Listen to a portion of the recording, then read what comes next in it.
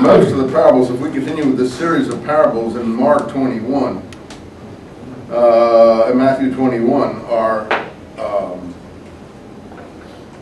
easy to figure out. I know they're meant to be tongue twisters and to puzzle you, but they're always, now don't throw stones at me, please, not here in the class, on the campus if you want. You can stone me against the library if you like, are mostly anti-Semitic. Almost every parable is anti-Semitic. So what do you mean by anti-Semitic? Against the Jewish people and for the Gentile mission. Now, I don't mind being for the Gentile mission, but you don't have to, belabor the point of being against the Jewish people. To my mind, there is no surprise for the last 2,000 years of history. The masses of Europe got the message here only too well, as terrifying as it is, and still get the message. All you have to read about is what went on in Poland after World War II. Some of the things I mentioned, there's some books about it recently, and it will raise the hair on your head, how people could be so cruel and so bloodthirsty and so vicious, all pretending to be Christian, on the circumstance where people had come out of 4, 5, 6 years in concentration camps and lost their own family, and then come back and be burned, totally brutalized, the most awful things from the population now, not from the Nazi masters. So I mean, I could give you the books' names that are just out on this subject, but they're so awful I don't even want to read them. They're just too terrifying. So that kind of behavior, there's an underlying message that comes through here. There's a good message too. No one said it's not a good message, righteousness, purity, decency, and so on. But if we want to really be fair about these materials, we have to separate the inciting message, the message that sends a subliminal message to the mass to be like Mel Gibson. And he thinks he's a good Christian, frankly, when he isn't drunk.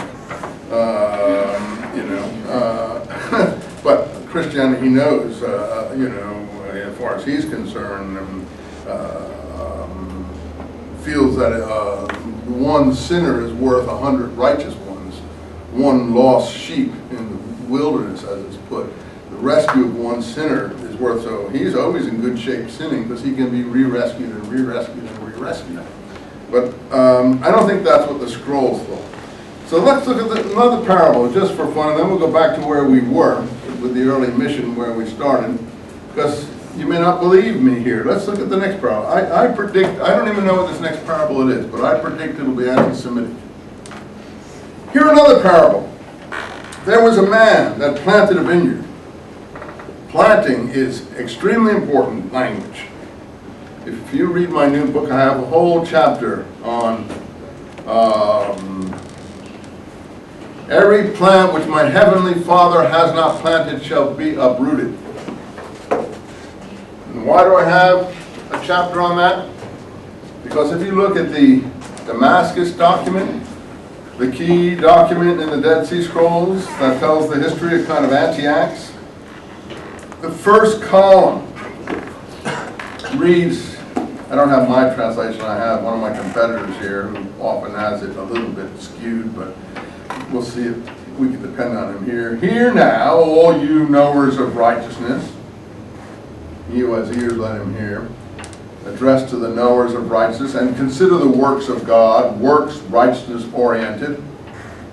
For he has a dispute with all flesh, and will condemn all those who reject him.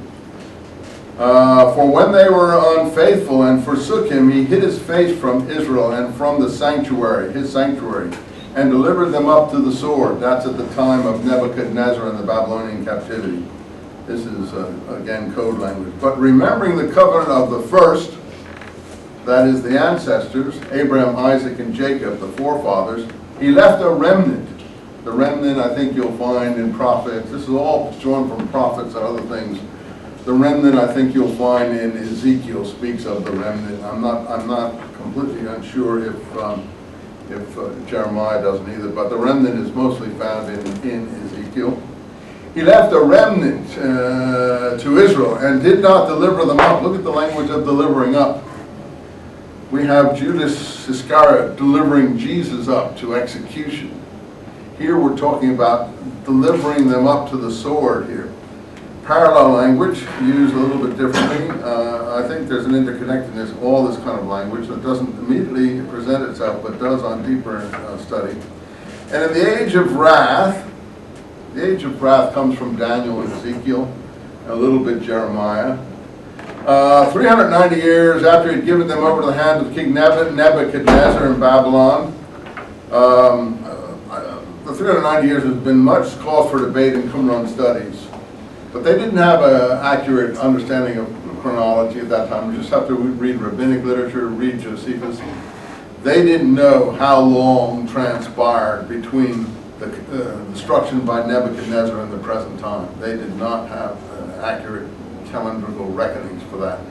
But the 390 years, to my mind, has to do with the 390 days in Daniel, in Ezekiel, when the prophet's tongue stuck to the roof of his mouth and he could not prophesy after he heard that the temple was destroyed. If you know the prophet Ezekiel, you'll know that the prophet's tongue stuck to the roof of his mouth for 390 days after he heard the news of the destruction of the prophet, of the temple. And he was among the refugees at the river Habar, which was near the present-day Iraq, Babylon. In any case, that's a discussion that goes on for dating, but let's leave that aside. So now he had given them up to the hand of King Nebuchadnezzar of Babylon. He visited them. God visited them. Just like in Christianity, God visits Mary. God visited them, and he caused a root of planting to grow from Aaron and Israel, to inherit his land and to prosper on the good things of the earth. And they perceived their iniquity and recognized that they were guilty men. That means that they did penitence for their sins. That they did penitence for their sins. That they sought remission of sins. They perceived that they were guilty. This is a translation into English, after all. And so this is a different approach, but parallel to things we're talking about. For 20 years, they were blind men groping for the way. And then God observed their works. This is works righteousness. They sought him with a whole heart, and he raised up for them a teacher of righteousness to guide them in the way of his heart. And he made known to them in the last generations that which had been, anyway, it goes on like that.